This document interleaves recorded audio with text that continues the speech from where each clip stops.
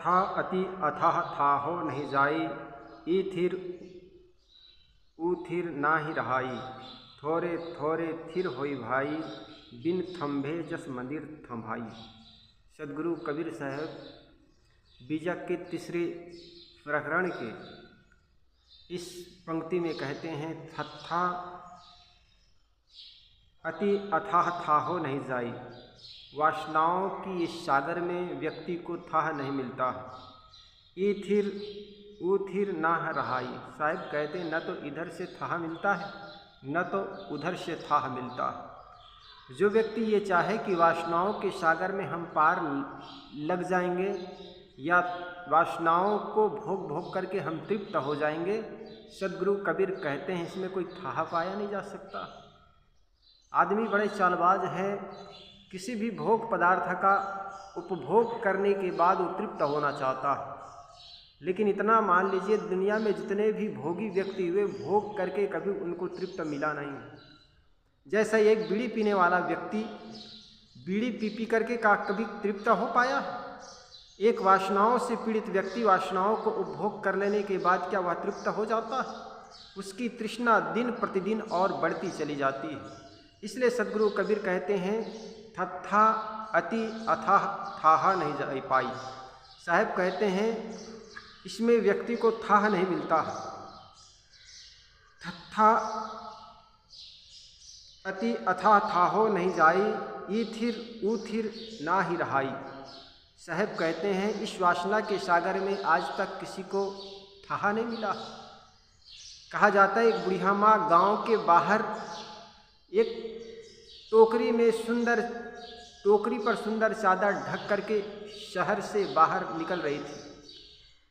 बाहर चौराहे पर बैठे हुए लड़कों ने देखा, ये बुढ़िया आखिर इस टोकरी में क्या ले जा रही हैं? इतने सुंदर चादर से ढकी हुई, जरूर कोई चीज़ होगी। कुछ लड़कों ने कहा, ए बुढ़िया बुढ़िया, ओ माता जी रोके, ये क्या है? माता जी ने कहा, अरे गांव की गंदगी, उसको टोकरी में उठा करके मैं ले जा रही हूँ। कुछ लोगों ने बुढ़िया की बातों पर विश्वास कर ली, गंध मार रही थी और वहाँ से चला गया। लेकिन कुछ लोगों को ऐसा लगा कि नहीं, ये बुढ़िया इतनी सुंदर चादर में आखिर ये गंदगी को ढक कर क्यों ले जाएगी। उनको रखवाया। बुढ़िया रखने के बाद चादर खोल करके देखा तो वास्तव में गंदगी भरी हुई थी। अब उसमें से कुछ लड़कों ने सोचा वास्तव में गंदगी है, कुछ नहीं। वहाँ से फिर वो लड़के चले गए, लेकिन फिर भी कुछ लोगों को विश्वास नहीं हुआ, इतनी सुंदर चादर में गंदगी ढांक के कैसे ले जाएंगे। कुछ लोगों ने उसमें हाथ डालना शुरू किया, सोचा इस गंदगी के अंदर भी कुछ चीज़ होगी, और हाथ डाल कर देखने लगा तो पता चला अंततः कुछ नहीं था। ठीक ऐसे ही संसार की वासनाओं में कुछ लोगों को तो बताने से समझ में आ जाता है, वास्तव में इस गंदगी में सिवाय दुर्गंधी के और फंसने के और कुछ नहीं है, सिवाय दुख के कुछ मिलने वाला नहीं है। बताने से समझ जाता है, देखकर समझ जाता है। लेकिन कुछ लोग हैं वो देखकर या बताने से भी समझता नहीं, वो समझता है उतर कर देखें तो उस वासनाओं की गंदगी में उतर करके देखता है तो कुछ लोगों तो पता चल जाता है वास्तव में इस गंदगी में कुछ रखा नहीं है, इस गंदगी के अंदर में कुछ रखा नहीं है। उनको समझ में आ जाता है इससे कभी तृप्त होने वाली वासना नहीं है। लेकिन कुछ लोग इस संसार की वासना में गोता लगाते लगाते जीवन बिता देते हैं, फिर भी उस वासनाओं से मुक्त हो नहीं पाते। तो सदगुरु कबीर कहते हैं इस वासना के सागर से किसी को तृप्ति मिलने वाली नहीं है।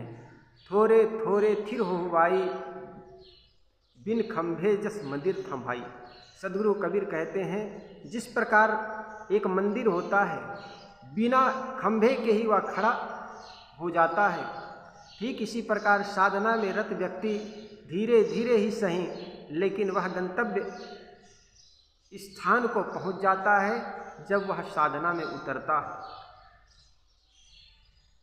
तो साहब कहते हैं जिस प्रकार के हम जब साधना में उतरते हैं तो धीरे धीरे ही चले, मन को जीतने का प्रयास तो करें, हारे ना और बैठे ना, पीछे लौटे ना और बैठे ना, चलते रहे तो निश्चित एक दिन सफलता मिलती है। वैसे ही जैसे मंदिर बिना खंभे के खड़े हो जाते हैं।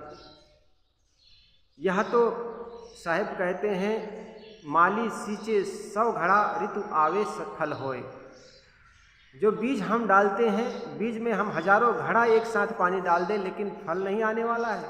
फल तो वह सभी तभी आता है जब वह बीज समय के अनुसार अंकुरित होता है, उसमें एक झाड़ निकलता है, पौधा बनता है, फिर झाड़ बनता है, फूल और फल आते हैं, तब वो फलने लग जाता है। तो कहने का मतलब धीरे धीरे रे मना धीरे सब कुछ होए, माली सींचे 100 घड़ा ऋतु आवे फल होए। तो सदगुरु कबीर कहते इस संसार के सागर में न तो इधर किसी ने पार पा पाया, न तो उधर किसी ने पार पाया, थोरे थोरे थिर हो भाई, बिन खंभे जस मंदिर था भाई। साहब कहते हैं जिस प्रकार एक जमीन में डाले हुए बीज में एक मुश्त एक ही साथ एक टिंकर पानी डाल देने मात्र से वह बीज पेड़ या पौधे बन करके उसमें से फल फूल आना शुरू नहीं हो जाता, बल्कि धीरे धीरे रे मना धीरे सब कुछ होए, माली सींचे 100 घड़ा ऋतु आवे फल होए।